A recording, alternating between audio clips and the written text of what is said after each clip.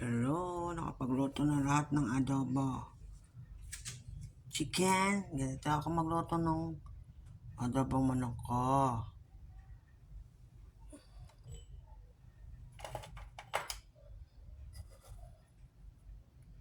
Lagyan ko muna ng asin ang manok, ganyan lang kadami. Lamusan mo yung manok mo ng asin. Ganyan lang ako magluto ng adobo. Sabay-sabay na yan. Pamintang durog.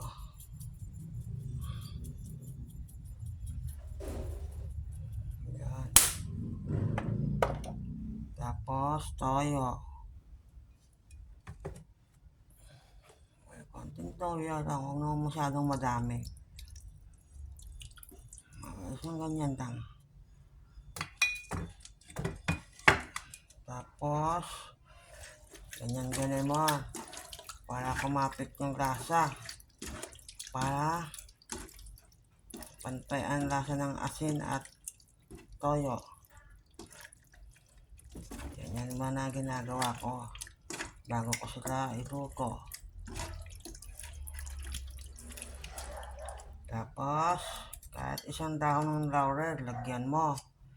Saka mo ilagay itong bawang. Malinis yung kamay ko ha. Mga sibuyas. Yan.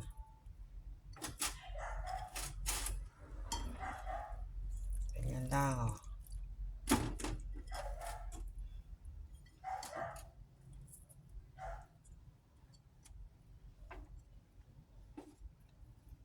Tapos, lagyan mo ng suka.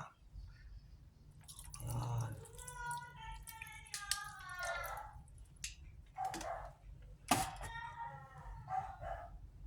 Tapos, takpan na natin. Tignan muna sandali. Lagyan natin ng tubig. Kahit karating tasa muna. Tapos, hindihan na natin ang kalan.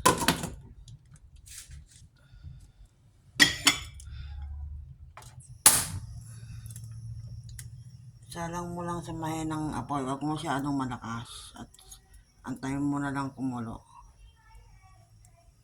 Ganyan lang ako magluto ng adobong manok. Wala nang gisa-gisa. Iyan ang luto ng nanay ko. Natutunan ko sa kanya. Antayin mo na lang kumulo yan. Tapos mga 5 minutes pag kumukulo na, halo-haloin mo lang. Ganun lang yun. Malalambot na yun. Bye-bye.